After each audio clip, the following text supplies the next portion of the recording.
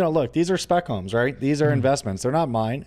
Yeah. I'm not going to live in it. So we also have to be extremely budget conscious on even the higher end rehabs. As much of a spread as we have, it gets really thin really quick if you go overboard on design. So we're also budget conscious the entire time. Yeah. And that's why, like, some people ask, Jay, do you hire an interior designer? No, because they're going to pick everything that's way too expensive. Right.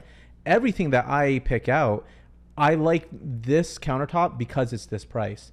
If my price was unlimited, I'd choose a different one. Mm-hmm. You got black lowers, maple uppers, that costs more money than white shaker. It does. Significantly. But what we do is when we find that inspiration house, the inspiration picture or video, we go try to match that with obviously the option that fits in the budget that is cheaper.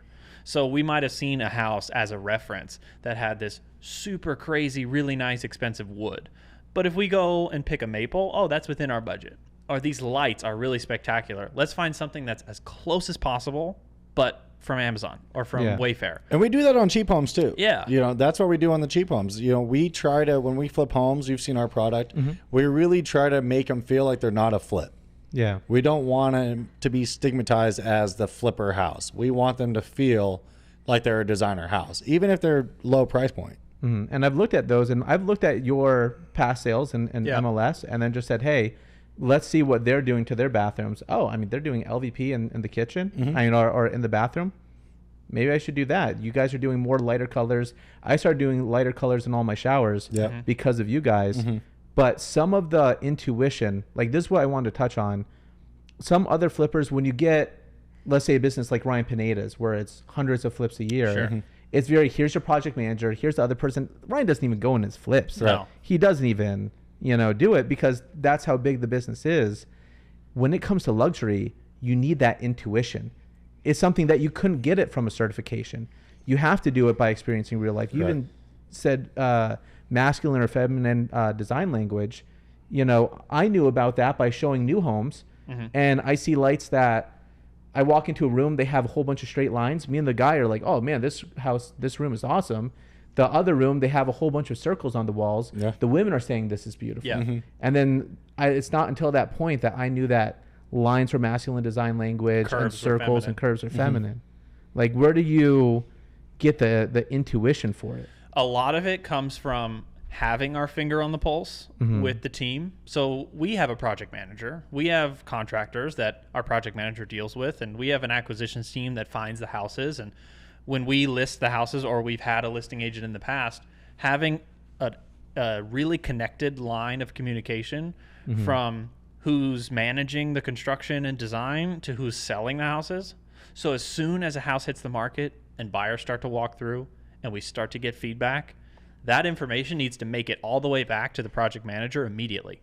So it's, hey, like the bathrooms feel dark, the showers feel dark. Okay, great. Well, we're not going to do that again. Yep. We're going to push that information back so that we can make a change today for the next few houses or the next houses we're working on to make sure that doesn't happen again. Yeah. So it's that feedback loop. It's learning all the time, right? It's learning from the data that we receive from the showings. And, one good example is we work a lot in the age-restricted 55-plus neighborhoods as well.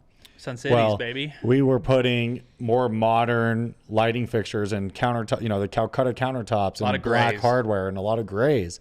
Yeah. And we got a lot of complaints because the older community doesn't want it to feel cold and gray. They want the warmth of the browns and the woods and, a little bit softer colors. So we built a package specifically for the age-restricted communities because we know that they're going to want things a little bit warmer.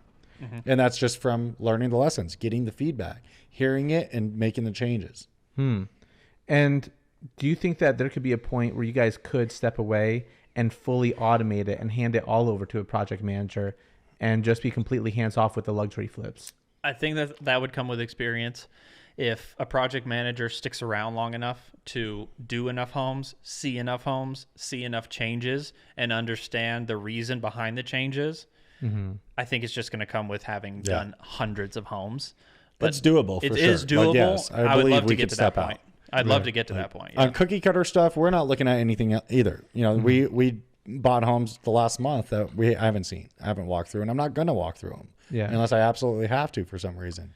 But the luxury side, it's going to take a little bit longer to get someone to that point. But what's nice is even if we don't achieve that exact point, our construction manager comes back and goes, hey, look, I need a base package that I can put in Easy Homes that's really nice. Okay, I'll spend a couple hours, draft up a package, send it to him, and now he uses that on the next 9 months of homes at that price point.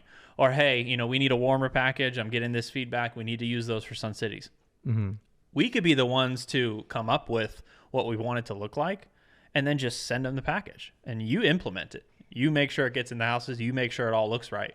But what did that take us? Just a couple hours to service the next 9 months worth of homes? Yeah. Do you feel the next wave and trends coming in? Meaning like everybody was doing agreeable gray for a really long time. Yeah. I'm seeing a lot of the contractors do like white walls. And I'm not going to do that. So on some of our new projects, we picked out new color where it's like just maybe a slight bit of beige. Right? Yeah, so we're doing white walls, white trim, warm wood floors, and we are accenting a lot more walls in our houses now, so it's not all completely white. So we picked out a really beautiful color that we're going to do accent walls throughout, so it does kind of warm up the white walls a little bit. Like a black, or is black out now? No, not it's black. It's not out, but it's not going to be as drastic. We don't want to have walls that are literally like black and white touching each other. We want it to be soft. Yeah. So it's just different tones. Like the white isn't even white. It's like a off-white cream color. Yeah. And then the accent wall is pretty much just like that color, 75% darker, which sounds like a lot, but it's really not. They're really close in the color family. It kind of turns like a little taupey color, like a little beige color. Interesting. Yeah. And this is a conversation you can only have with true operators who are like really in the trenches. We know what paint color is going on all our walls, even though we might not go to the house. We just know what is going to be there. Yeah. Because that attention to design, that attention to detail is what has created what you mentioned earlier. When people think of luxury homes, they think of the Boeckle Brothers. Okay, and there's a reason why.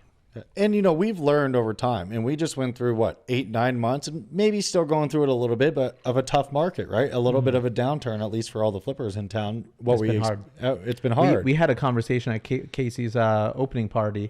About like, man, it was in the worst of it, and you're like, we're losing this much. I'm like, I'm losing this much. But one thing we've learned, and the reason why, no matter what the product is, whether it's a cheap home on the east side of town, or in the ghetto for us, or a high-end property, what we've learned is don't cut corners, don't do the lipstick on the pig remodels, always do a full cosmetic remodel, because in good or bad times, there's always going to be an ask for that seat. Yeah. Always. When you're doing lipstick on the pig stuff and, inventory skyrockets or doubles or triples, you look like every other house on the market, whether they're flipped or not, you fit right into that category. The only people that are going to stand out is the person who went one tier above that, and it looks like a brand new home. Yeah. From your perspective with the houses that you do, that is absolutely true. On the east side hood houses that I do, I'll still put sparkle gray in those. Yeah. Sparkle gray. Yeah. You cheapo. Oh, yeah.